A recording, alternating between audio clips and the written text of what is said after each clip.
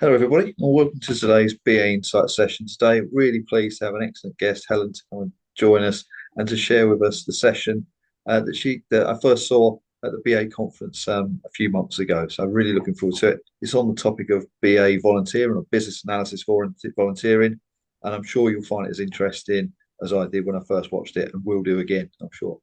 Um, First, we're going to start with some introduction from Helen, and then Helen's going to kindly take us through the presentation. Helen, over to you. Okay. Hello. Hi there, everybody. My name's Helen Godfrey. I'm the Business Analyst Manager at the Risk Intelligence area of LSEG. So we look at fighting financial crime and sanctions avoidance, and we get all that data and we send it all to our clients worldwide. So it's a really important kind of area. And I was working on a massive program for several years, and I decided to take a bit of a break. So this really is the story of my holiday, my volunteering experience in Okay. Cambodia. So back last year, and I say it was 2024, I decided that I had been working at LSEG for about 5 years, and you can qualify for taking some unpaid leave. And I thought, I could do with a rest. I have a team of like over 20 BAs, and I really needed to try and sort of have a new experience, really. So I decided to look at the world of volunteering and could I volunteer as a BA? What I ended up was doing was volunteering in Cambodia at a place called the Treat Community Centre. So to the next slide.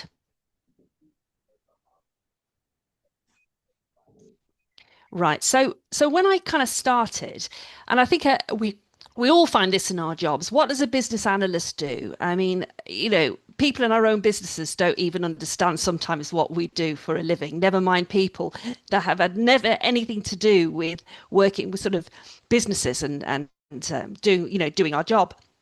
So I researched the market into volunteer tourism, and it quickly became apparent to me that it wasn't all really nice people out there doing lots of really good stuff. It was actually a massive business where people would send people around the world, charge like over £1,000 a week, and then basically that money wouldn't go to those places around the world that could do with the money.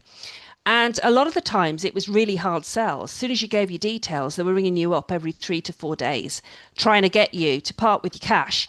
And then you find out that actually the volunteering experience isn't that good because, if you go teaching at a place in, let's say in Thailand, and you're there for a couple of weeks and you're teaching kids that don't speak English, what good are you really doing? Are you actually Mm. impacting, or are you just sort of getting a few jolly photographs to share on LinkedIn and Facebook on the way back? So that kind of made me a little bit more skeptical. And basically, I looked online and I found a charity called People and Places. And they avoid that because the founder of it, she was a businesswoman, was very successful, and she actually went on a volunteering experience in Africa, and she found out when she got there there wasn't a volunteering experience, and she was basically conned. So she decided to set up this charity so that she would get places around the world and have a long-term relationship with them and send experienced volunteers out there for a project brief. And that's what People and Places did. And they won an award for voluntourism in 2020. And they had a great article written about them in The Guardian.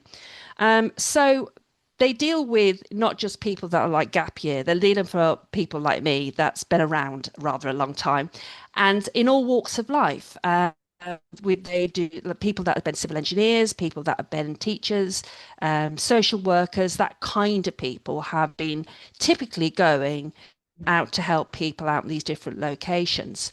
Um, Apply to a project brief interview. You're told about the brief. You might be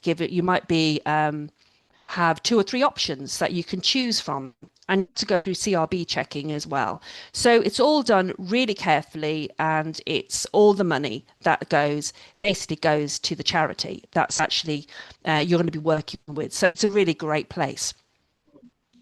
So where did I go to? I got offered to offer my business analysis skills after I kind of described what I do to a place in Siem Reap.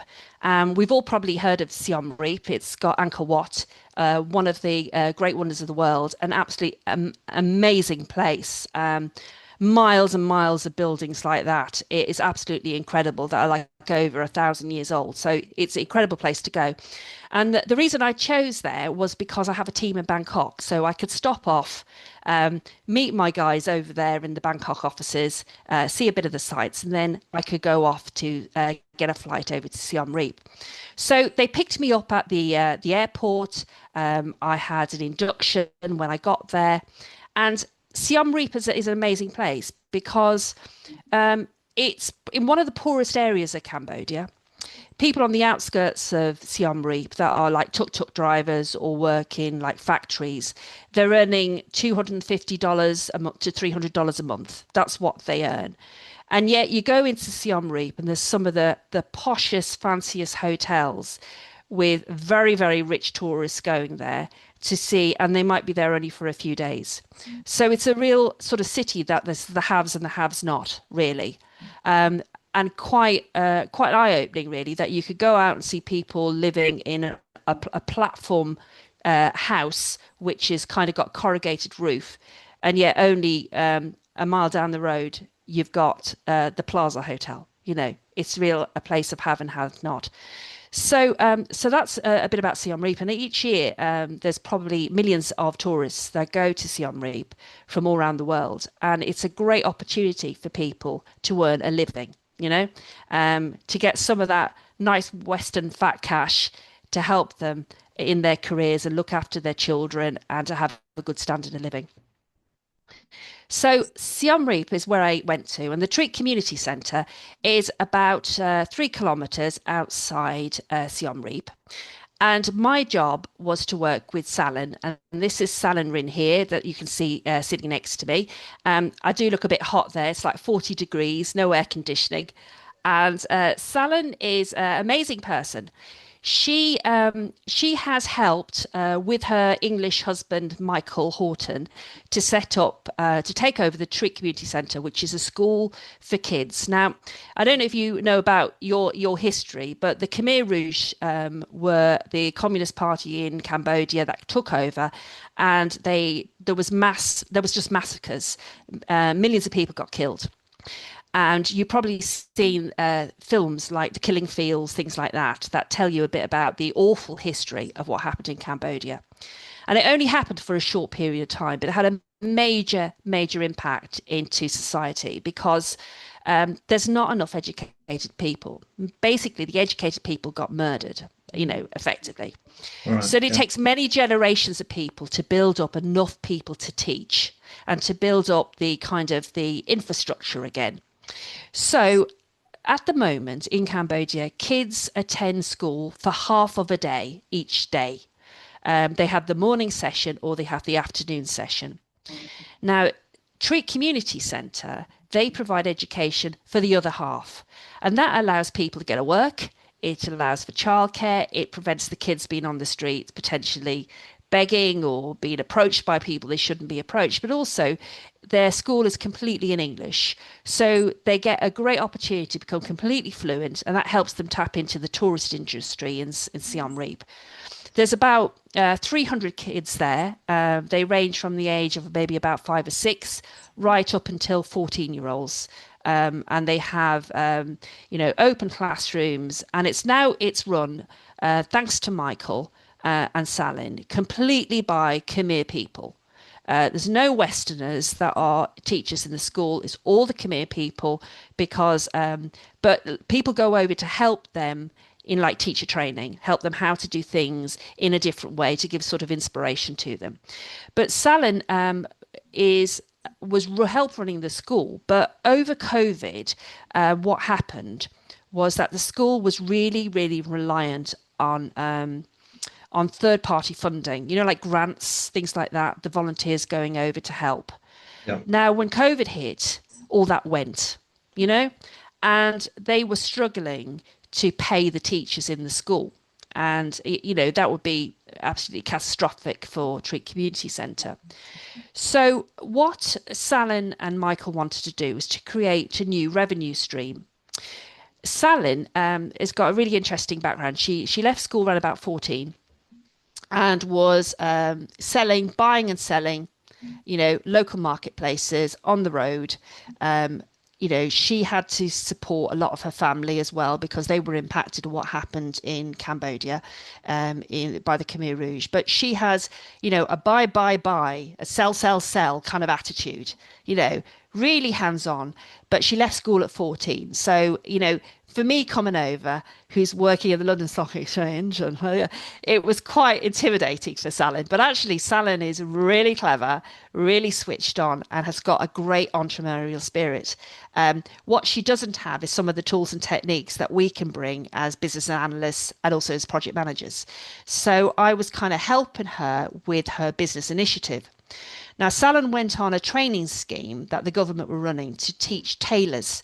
So she's very good at tailoring, and she has set up a sewing school at the back of the school. So if you can see that picture of the school there, if you go right through it to the other end, there is a sewing workshop. And a lot of the parents, some of the lady parents, the mothers in the school go through there in the morning, and they go and they work in the sewing room.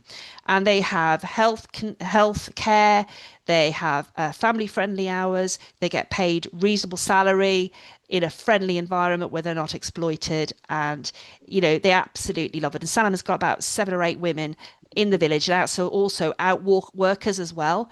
That gives them employment, and also the employment then, whatever they generate through the business actually gets fed back completely into the school, funding teachers. Yeah, So, excellent. it's a win-win situation, really. So this is when I started, because obviously they want volunteers to go over, they want our cash. And sometimes, volunteers don't really do very much. But me being me, I wanted to kind of do something. I wanted to prove that business analysts could do something when we're out there.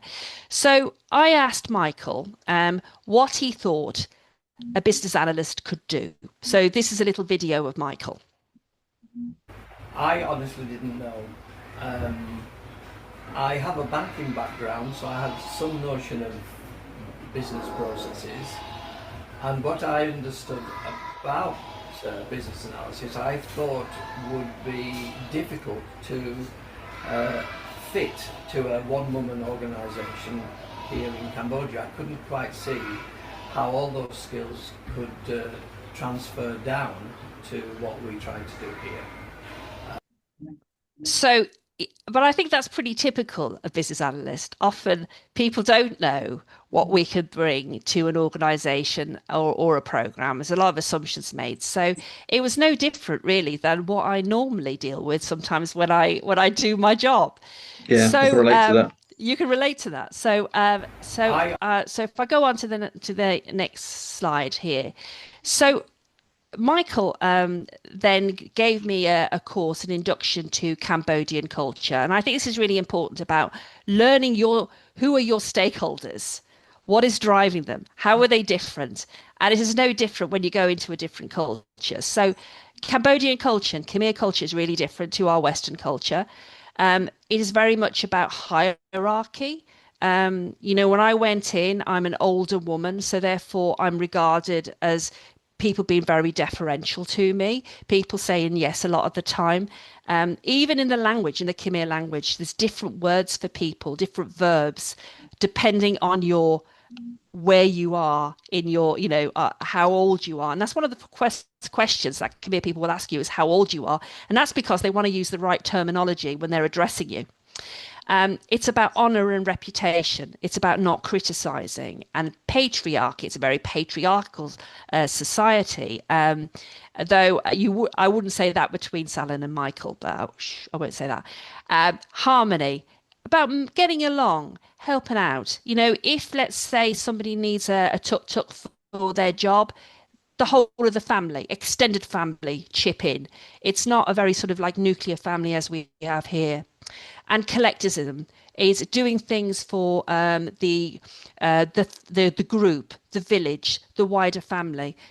That's the sort of culture that it is, and you have to kind of work within that. And initially, Salin was incredibly wary of me, and I didn't find her for the first 24 hours because she went out doing other things, and I had to say to Michael, where's Helen? And I need to have a bit of a chat to her about what I'm going to be doing over this time. So but this was really important, and I understood this before I kind of started off. So the things that I did is a bit of a busy slide, but I kind of put this together to tell you a bit more, is for her business, which is a shop that she's setting up outside the school to sell the clothes made by the ladies in her sewing room. So that's really it. It's why I said to Salen, what are you trying to do, Salen? And she just says, buy, sell. I want to make loads of money. And I said, well, actually, what are you trying to do is you're trying to replace the funding so you don't have another situation like when COVID happens, that you have a different funding stream. So what we then did was a 4-year plan, just as to start off that thinking about planning, because that's not something that you do a lot about in Cambodia. It's very much a Buddhist culture of the here and now.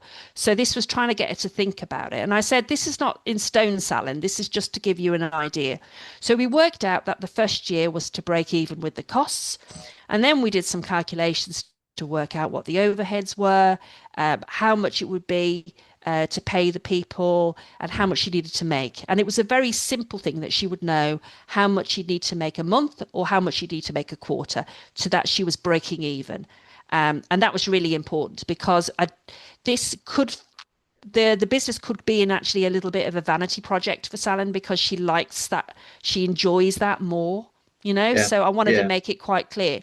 Then in year 2, we said, how much is a senior member of staff? How much do they need to make to fund one person? Year 3, the second person, and then year 3, 4, any additional staff or facilities that they wanted to build at the school. So really to try and make her think about the targets, that she has something to talk to Michael on a quarterly basis to say, how are we doing, Michael? Are we meeting the costs? Is it worth doing? And that's really important, because you don't want to have it and it's making a loss, because that's detrimental to the school. So the other thing is I had a look at what the overheads were and what was the cost of production. Now, I had a good old look through, did a bit of a resource audit when I went in, and I saw a previous volunteer had been from the fashion industry, and she had put in how to calculate the cost of materials, how to, that you're selling in the shop, how to factor all that kind of thing as well, which was incredibly useful. So I used all those into to work out how much goods she needed to sell each month to hit the targets, as well. So that was really, really good. And then we worked out, we had an additional problem with that, because we could work out how much it would sell, $21, let's say, for a shirt. But also we had to kind of look at, well, who are actually you going to be selling to, Salen? Because if you're only earning $250 a month, $21 is a lot of money. So which markets are you targeting? Are you targeting the affluent people that are coming to the fancy hotels, or the backpackers, or the volunteers? Because that's your cost of production. So don't expect to sell a $21 shirt to probably someone in your community. So it got that kind of thinking about markets, because Salen had a lot of stock in the back room and it wasn't selling. So we kind of wanted to look at, why wasn't it selling? And if it wasn't selling to local people, maybe she needed to target those sales to someone else, So a lot of this is about is making some thought processes about her shop, and also what she wants her employees to be making to feed the demands of different types of people that she wants to sell to. And I think putting it on paper like you did, Helen, and like we see here as well, I think it really helps, doesn't it, to sort of just give that transparency around the current situation and really allow that it focus. Does. Because she does, I know it feels really strange to us that we're really used to doing this, but Salen and her people don't do this. They don't do planning. They make a lot of stuff. They see something selling in a shop down the road. They copy, they sell, they try to make a lot of money quickly. This kind of stuff that we do in businesses all the time is actually really new skills. Now, I wasn't enforcing these onto Salon, but what I wanted to do was show her how it could make things more effective for her, how it could make her selling more in the long term. So some of these techniques she took on, some of them not so much, but it was interesting to see, since I've been looking at things, since I've left. I can see that she's actually used quite a lot of these techniques going ahead to diversify the stuff that she's got in the shop. So it's been quite interesting. So we'd also looked at the potential customers. So as I said, there's like the volunteers to the school. She gets young volunteers like school parties. They want to bring home a souvenir, and what better to bring a souvenir of the people that they're helping in the school. Adult volunteers, the likes of me. I mean, they get maybe about 50 volunteers, 20 to 40 volunteers like me every year that go along who'll want to go and maybe buy something when they're there. There's local school children and parents, hotels and restaurants, affluent foreign tourists, and there's a load of markets in Siem Reap which are like ethically based. So then I went through like the personas basically, and I kind of did like a description of the different customers. What are we selling that might address it? What was the likelihood of them visiting the shop? What was the disadvantages? So I kind of was able to go through this with Salin. So then she could identify who does she want to sell to, So that was an interesting exercise to do. So there was, when we looked at also, for the ones that she wanted to address, we looked at marketing ideas to the shop. And there were some really simple things, like the majority of the people that go to Treek as volunteers are female.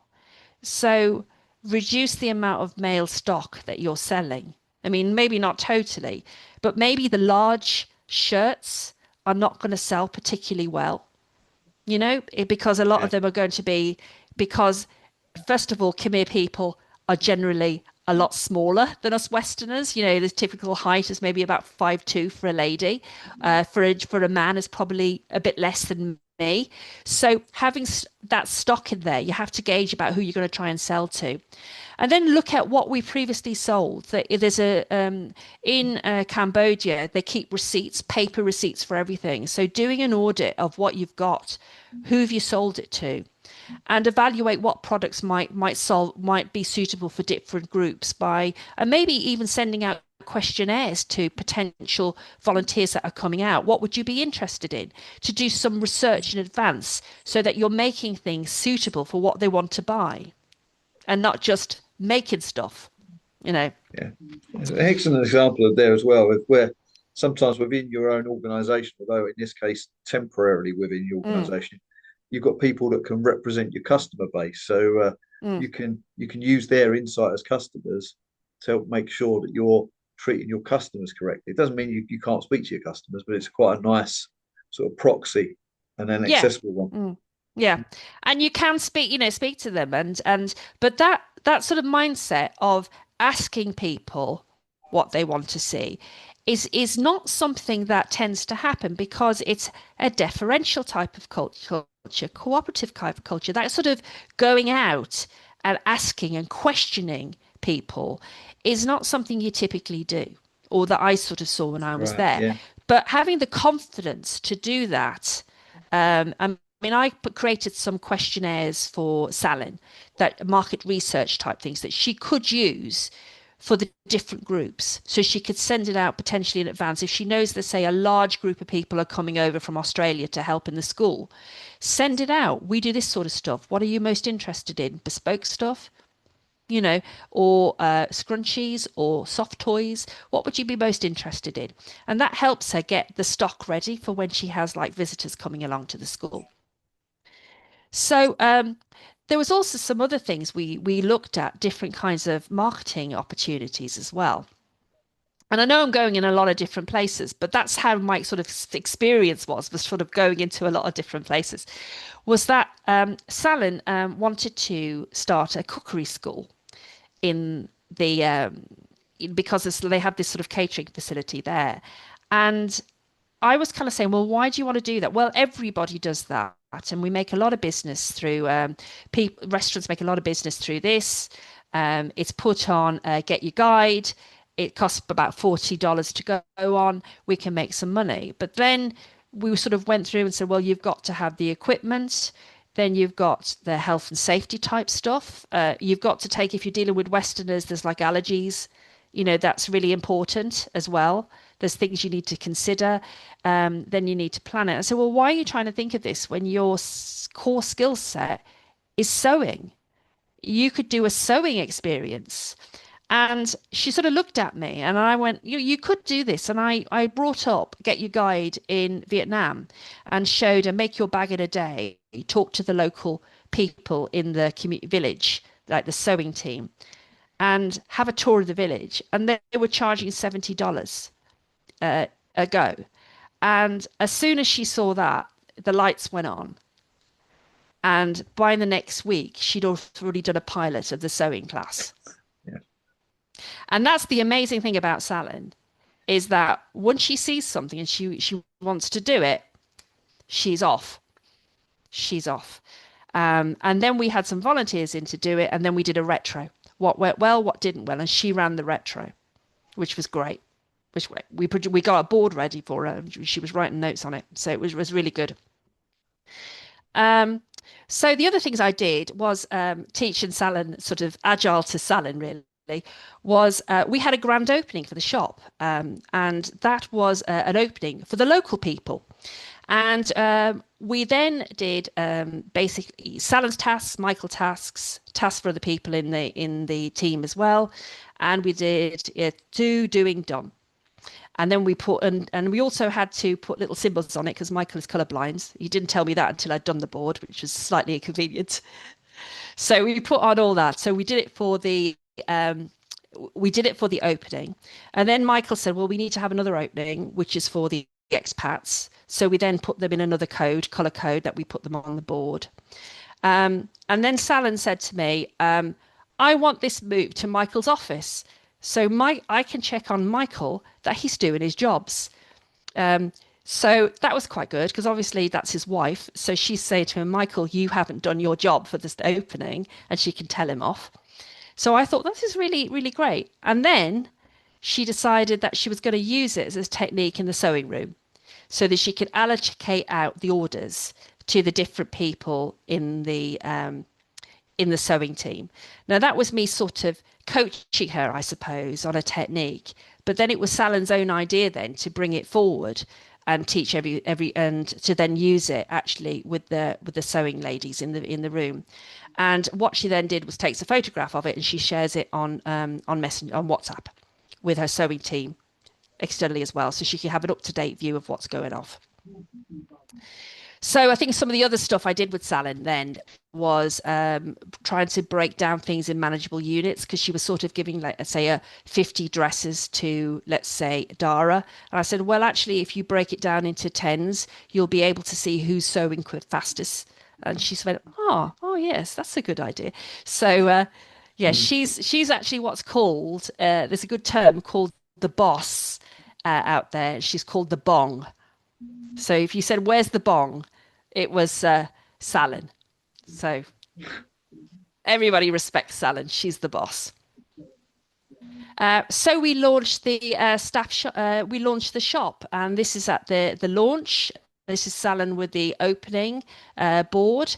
We got a monk to bless the shop. There was a big party, loads of food, the loudest sound system on the back of a bike. Amazing. And I'd just like to point out the people that's with me in the central photograph are not students. They are the leadership team of the school. And the lady on the left-hand side is the headmistress. And it's amazing because, not only do people look a bit younger, but actually because of the problem with enough teachers, the teachers are quite young. So, so as well. But yeah, it was a great experience. I also they had lots of really boring photographs originally in the school. So I was trying to kind of get Salin to think about marketing. Now, this is not my background, I have to say, but I do like taking a few photographs so that we got some of the designs, and we we basically tried to do photographs with all the people in the school just to give it a bit more sort of friendliness and something a bit different. And I kind of stole this off Mary Portas because she did a thing about shops, and in the changing room they had like a board that had people that had bought the fashion in her shop. So Okay. I sort of stole that idea really. But that was really great because loads of people got involved, and we had, honestly, there was a lot of people likes posing as well, which was really great fun as well. So we have a lot of these in the shops, and we've used these images on the website. Now, one of the things I also helped them with was selling skills. When you go into Cambodia as a Westerner, and I have to say I'm not the biggest extrovert in the world. It can be a little scary because when you go into a shop, people follow you around the shop and they say, "What do you want to buy? What do you want to buy?" And bartering, and it's kind of, I just want to get out. I've just really, and I sort of noticed that with a lot of people. It's just a different way. If you're from there, you're actually, you're fine with it, but it's very, very different.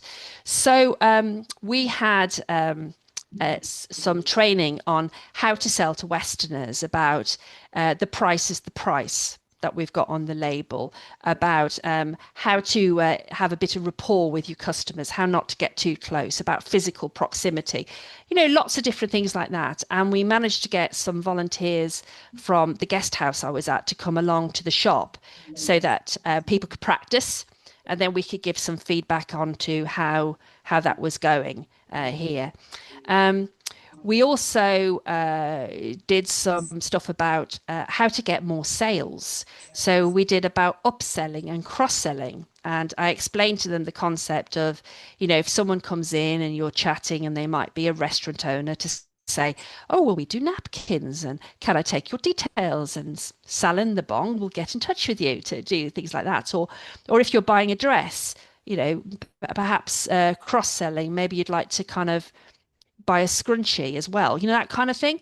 So we did some training on that, and that was great, great fun. And I think everybody liked this one, the training I did. So this is on the video, you can see.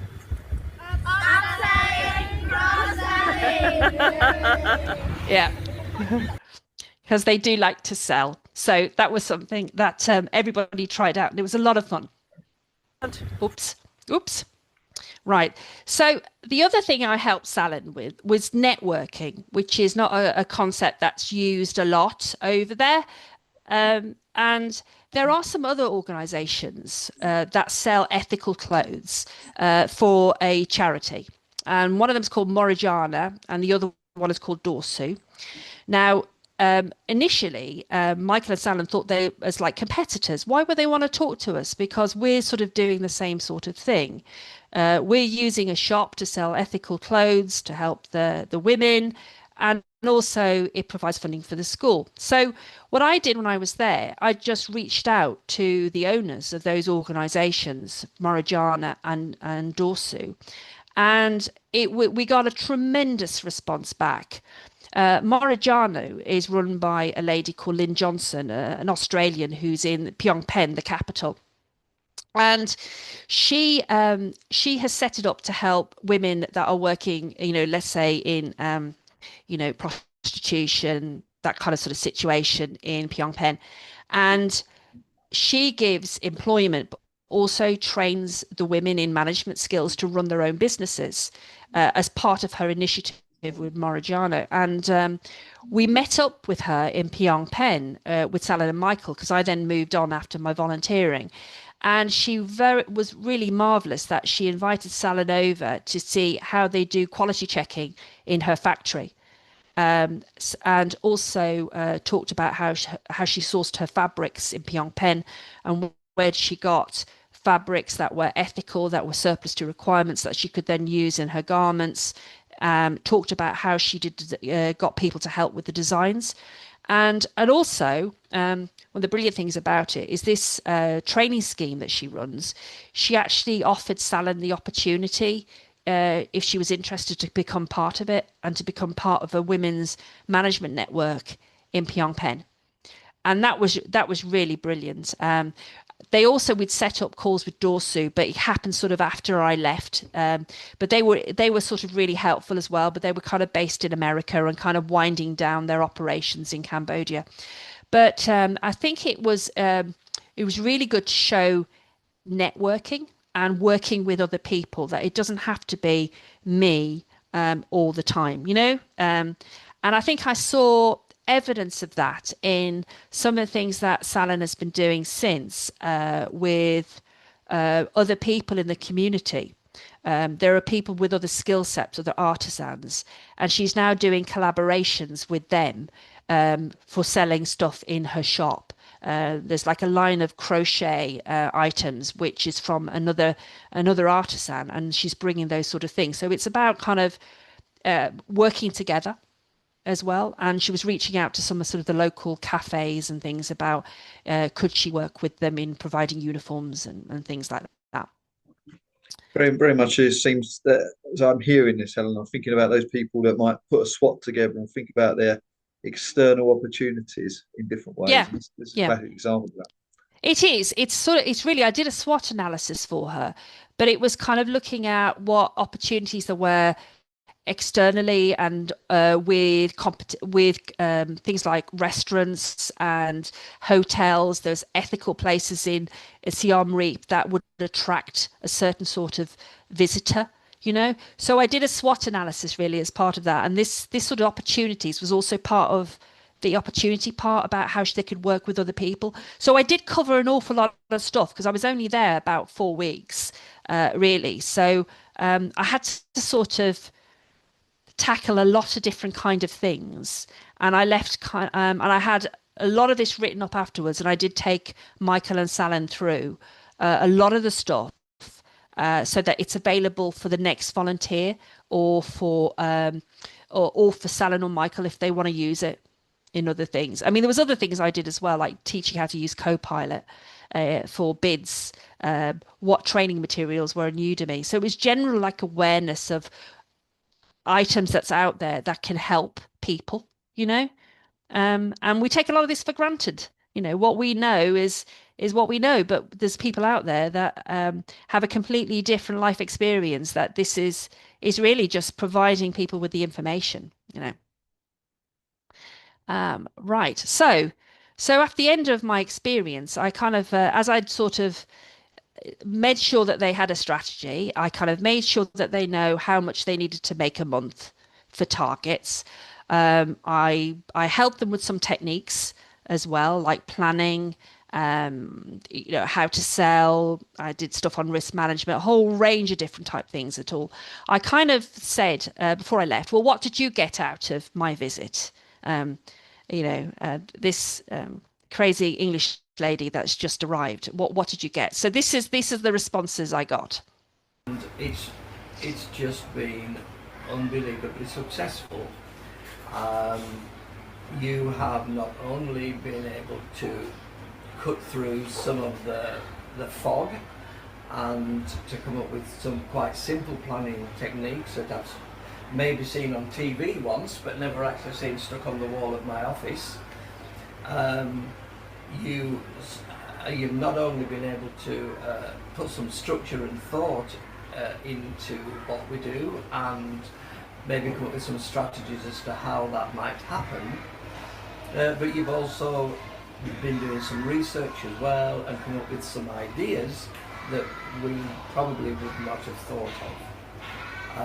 And to have a business analysis, an analyst here for 4 weeks out of the run of your normal work, giving you time to sit and reflect and react and suggest things entirely for here is a luxury beyond our wildest dreams. And we want the next one to come along pretty soon, please. The planning, I really like. You have like doing and done. I really like so much. And also another plan is to make people to have job to do, and then no need to ask over again and then question. Example, we make 100 scrunchies, so who have 20, who finish, not finish. So I like very much. Yeah, and also the photo, the fashion photo taken. Yeah, you're very good with it. And then I had some few tips from that as well. Okay. Yeah. Okay. Hello, I'm Niran, and I work with Helen for almost 4 weeks now, and I learned 3 main things from her. Like first one, I learned about update the website, and then the second one is about the training, upsell or cross sell, and then the one more thing, the third point is about a workshop about issue and risk. Yes, I learned that 3 main points. Thank you. And is business analysis good? Yes, good. Very Yeah, good. more business analysis volunteering. Yes.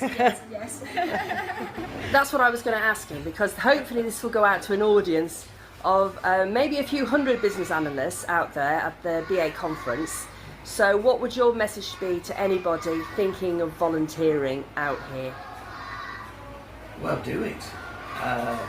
It's just been the most successful, one of the most successful volunteering places we've ever had. And we've had hundreds of people coming to help us at the school, not just at the science centre. And the way that you guys think and the way that you can sort things out and prioritise, just the way that you taught to think and plan has been very, very helpful. And Cambodians are not the best planners in the world. Their culture, their history, many things about their lifestyle means that people don't tend to look ahead. They just get cracking with what's going on today.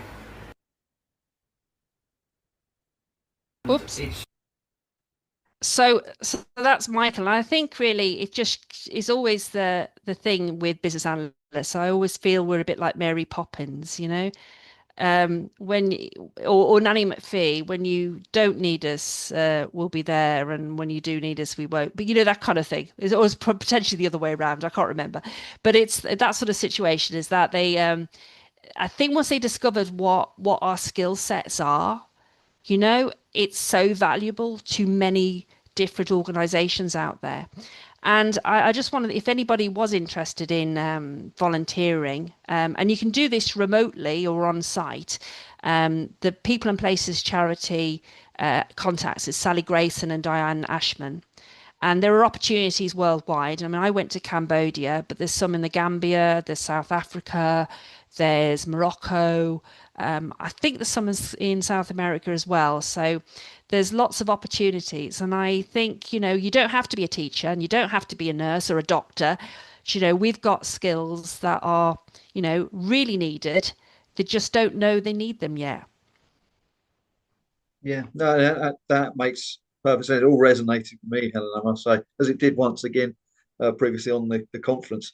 It's really an excellent demonstration, I think, of the fact that the BA skills that I don't think we necessarily take for granted in our day-to-day job, but you don't always appreciate that they can be used in all sorts of locations, situations, organisations as well. You know, so this is a brilliant example of that, and maybe it gives people the opportunity to, you know, probably maybe practice or employ some techniques that they don't always get to use every day. But they know, you know, I think it's really, for me, a really powerful example of business analysis in a practical, really useful, beneficial sense. And actually, as you said as well, you know, in a 4-week period to see all this come together is quite rare, because normally we end up on projects that take months and years. So it must be quite nice to see it come to fruition very quickly. Yeah, I mean, I could have stayed out there for 6 months. You know, by the end of it, you kind of, oh yeah, and there's, you know, I could help with this.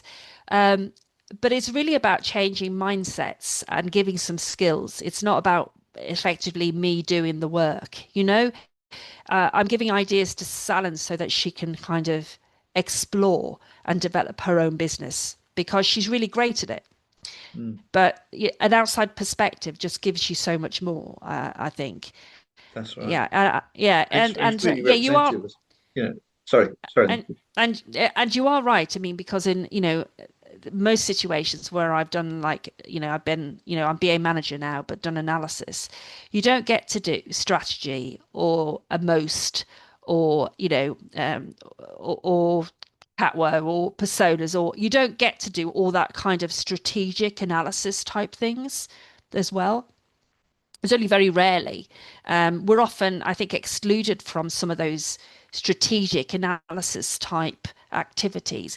And it was really great in a small organization for me to kind of get some of those skills out that you learn, either through like the BCS diploma or everything, to actually try do them, and it just shows how useful they are. Yeah, I absolutely agree. Yeah, and it's so nice to see them all come together, those techniques. And it's funny, I think Michael said at the end there that people in Cambodia don't plan very well. And I was sort of thinking to myself, it's not just Cambodia. I mean, it's every location, lots of clients we might work with. There's all elements of it. So you probably don't have to go as far as Cambodia to see that situation. No. But it is, feels like but a it is really nice thing to do. It is sort of very different though, about the here and the now, and a lot of it is about what happened in the 70s.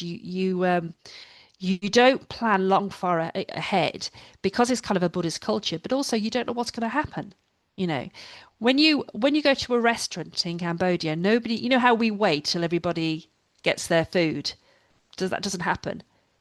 When you get your dinner, you eat it. It's interesting. It's interesting. It's just a different cultures. Different culture, different mindset. And it was really, I think, and I learned as much from Salen as I think she learnt from me, because of the sheer dynamism of her, and the way that when there is an idea that she wants to do, how they just, really quick on it to just adopt it is just incredible. She's a powerhouse, I have to say. Yeah, that's it. And loads of examples there, Helen. So thank you. Thank you for sharing that. Really, really pleased to have had the privilege of hearing it twice as well. I get a bit of benefit of playing it again. I can do, of course. So thank you again for coming along and presenting that, Helen. Really, really is appreciated. And yeah, thank you for everyone that's watching. If you've got any comments, please feel free to share. Definitely go to the links as well about volunteering. Helen shared as well. Yeah, thank you again, Helen. We look forward to seeing more of you in the BA community and events in the future. But thank you. Okay. Thanks. Bye.